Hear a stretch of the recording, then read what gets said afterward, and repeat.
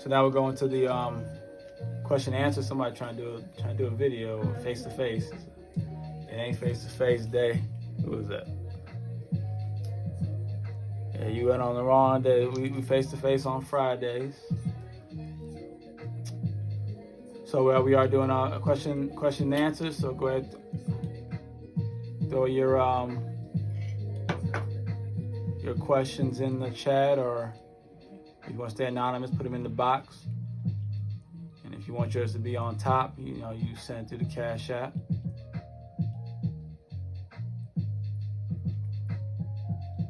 The book is dynamic.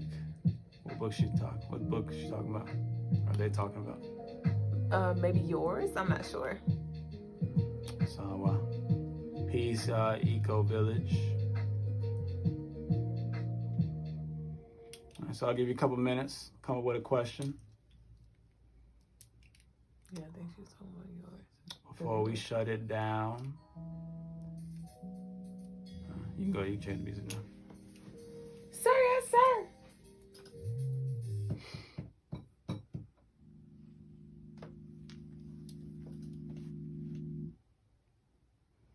Oh yeah, she's talking about the 90. Thank you, Jackson Beauty.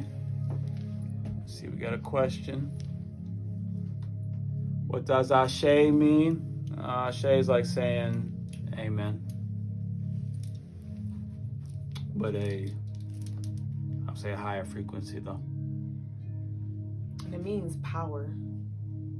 See, higher frequency. It means power. Aw. Ashe. Ashe, Jackson Beauty, Ashe. Ashe, it look like it's time to pray. I'll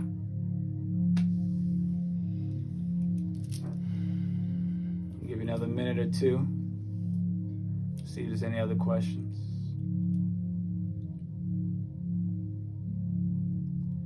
How did you both become so free? Said Jackson Beauty. How did you both become so free? What is your bond?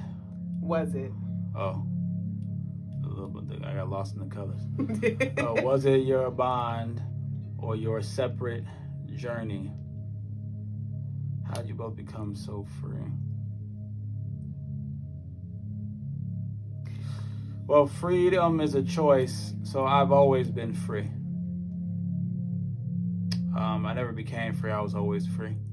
I always had a freedom type of mindset. It just so happened at a certain point that freedom took me to the spiritual route. But before I went the spiritual route, I was always free. I always did, what I desired to do, what I felt like I was supposed to do. I always did that. I just never allowed myself to be boxed into something that I felt wasn't for me. So to say for myself, I've always been this way. I just haven't always been, like I said, spiritual per se, but I've always had the same mindset though. And for me, a lot of my freedom, the freedom that I was truly looking for came from our bond. Because the masculine is like the container and the feminine is like the things inside the container, the liquid, the crayons, whatever. And I always secretly searched for this level of security in order for me to truly be free or know what that even means. And so by me having my security in Logas, that allowed for me to truly be free and knowing that I am safe, secure, protected, and provided for in areas that allowed me to not, like I don't have to worry about certain things. So that allowed me to be free in other areas. Ashe. Queen Too Much asks, what book can I read to learn more with other energies that come with them? Really, you can read any book that speaks on the mythos of these energies. So you can read any book that's on Greek mythology, any book that's on Kemetic or Egyptian mythology, any book that's on the Orisha mythology, any book that's on the Christian or biblical mythologies, I should say, any book that's on the Nordic mythologies, any book that's on the Hindu mythologies. When it comes to the mythos, you can pretty much read any of them. They're all going to tell similar stories, and they're going to tell the multiple, and they're going to tell from different perspectives of these stories. But they will give you the information you need on these energies and who and what you're dealing with.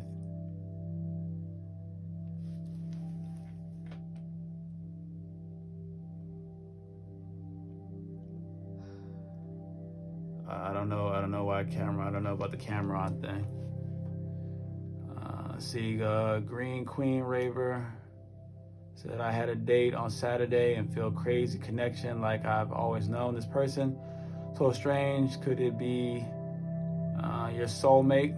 I mean, it could be a soulmate, could be a twin flame.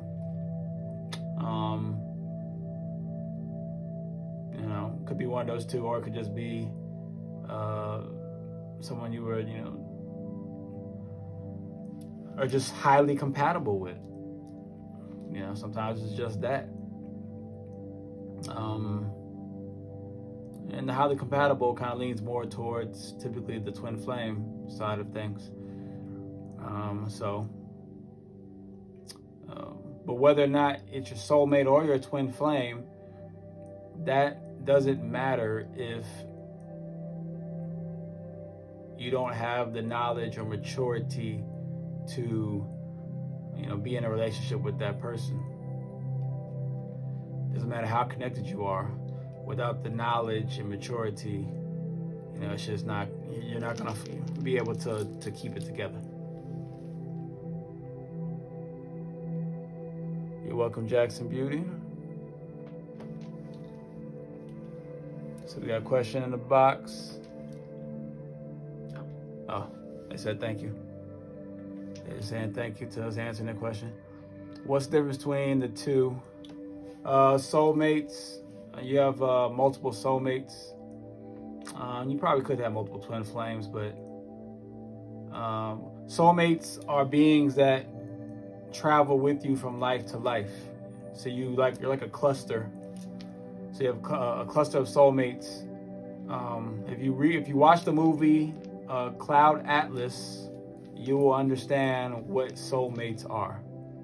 The movie Cloud Atlas will teach you exactly what soulmates are and how you travel from lifetime to lifetime with this cluster. 5, 6, 7, 8 of you are always going to be in interaction with each other in every lifetime.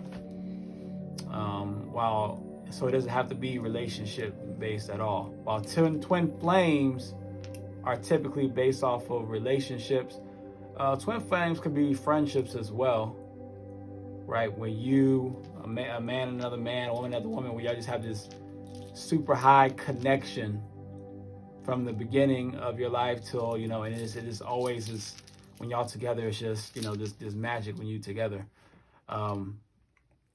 So you can have the twin flame also with the friendships, as well as even in family. You can have twin flames in family as well. Brothers, sisters, cousins. You can still have that twin flame energy because it's it's like you're mirrors of each other. You're just reflections of each other. Twin flames, you're reflections of each other's. You reflect each other's spark inside of each other. While with the soulmate thing, it's your twin flame can change from lifetime to lifetime, right? Because it's just it's an energy thing. It's a frequency thing, actually, I should say. It's a frequency thing, right? While your soulmate, that's a soul connection, that does not change.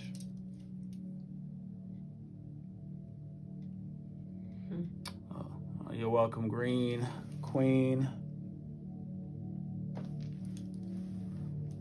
All right. I don't see any other questions. Is there a spiritual meaning behind excessive sweating on the palms and armpits? I'm sure there is, but I wouldn't know it.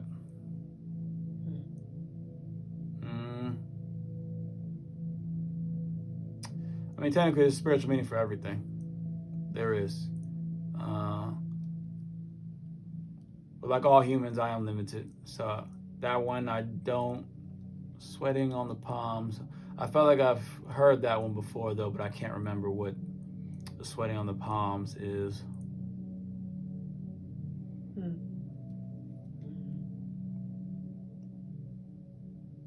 It might come to me another time. If it does, then I'll let you guys know.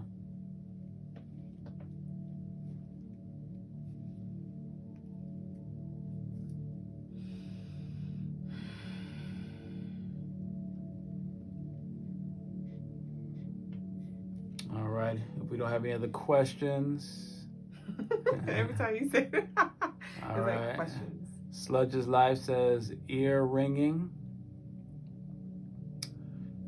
Ear ringing is typically either like a download. You're receiving a download.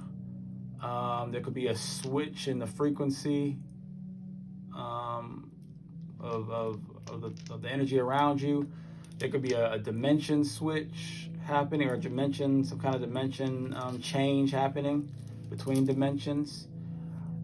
There can also be something could have happened in time. It could be like a time shift where like something was changed in time, like someone going to the past and change something type of deal. That can also cause ear ringing. As well as it could be someone trying to reach you or trying to tell you something. They're trying to send you something, whether that be someone you know, whether it be an ancestor, whether it be like an alien type of race or whatever. But it's someone trying to tell you something or warn you or something like that. So that's where the ear ringing has multiple meanings and possibilities. Question in the box. Got a question in the box. I thought you had the. I did. I unplugged it. It should be fine for now. I saw a bunny rabbit one night. Then I saw a hawk flying in the sky a couple days later. Any insight on these two animals or why I saw them? Bunny rabbits have to do with what's it called? Like birth, rebirth, creation, right? Multiplication, the multiplying of something, the birth of something. While the hawk has to do with the soul, the solar plex chakra, has to do with the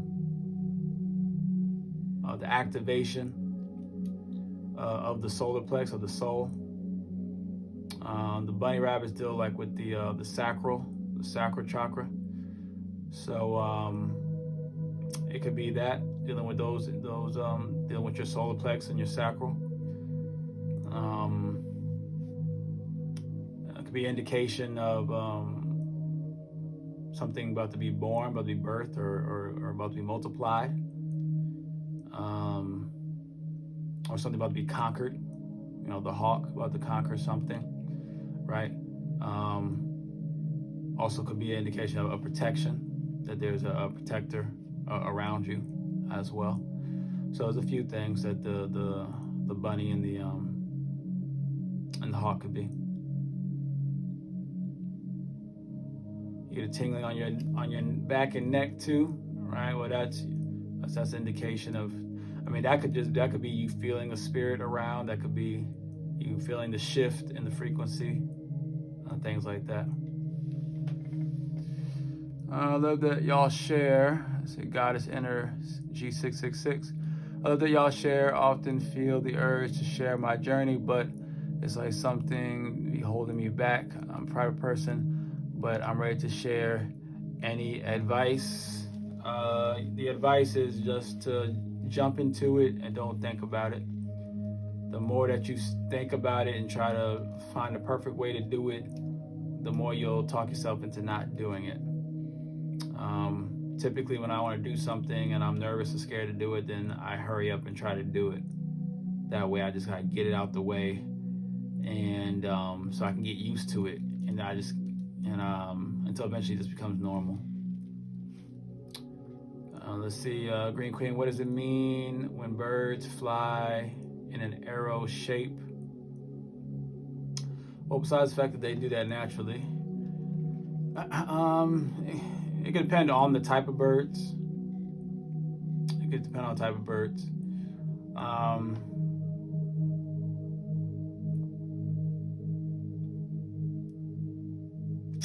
But birds flying in an arrow shape is indicating that, there's like you're about to shift into the next checkpoint. You've hit the checkpoint, now you're about to shift into the next mission, right? The next part of the mission, I'll say it like that, right? You're shifting into the next part of the mission, or another mission is coming, something like that, Box. So we got a box question. Oh, thank you. Another thank you. You are welcome to the person that's in the box.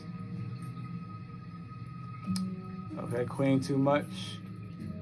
Okay, going off the hawk question, what if there were like 22 flying together over you in the sky? They were basically waiting on me. Well, 22 represents Queen, and since you got Queen as your tag line, sounds like they were waiting for you to recognize who you are. See, you just saying that you're a queen or a king or a god or a goddess, that's just the title, okay? I understand my title, but do I know but now you gotta figure out what your name is. Right? Who are you? Which queen? Which goddess, So they're waiting for you to recognize which queen you are. What does it mean when I wake up every day? And since you got hawks and stuff, there might be like you might be like a sun queen, maybe. Could be an air queen since it's the bird, but the hawks, the solar plex might be a sun queen. But actually, you know what? You actually might be the actually, you'd probably be a third eye queen of some sort, some kind of third eye queen, because hawk eyes, right? So something dealing with the third eye, some kind of, yeah. So probably it could be like a heteru. So you might be heteru. She deals with the third eye. So look up heteru. That might be you.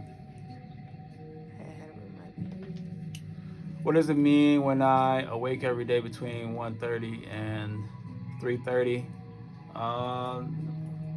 Probably means that there's something, you're probably supposed to meditate around that time. It's probably like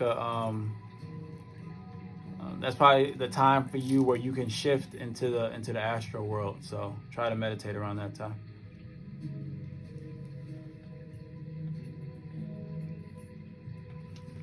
See, Green Queen, just before I moved house was hundreds of them lined up perfectly flying around. I felt it was a sign for me moving forward or something. Well, if that's what you felt, then I wouldn't question that. I definitely wouldn't question that. Another queen, or all the queens in the building. The Green Queen dealing with the heart chakra. All right, so I think we go on the questions there. Let's go ahead into the prayer section.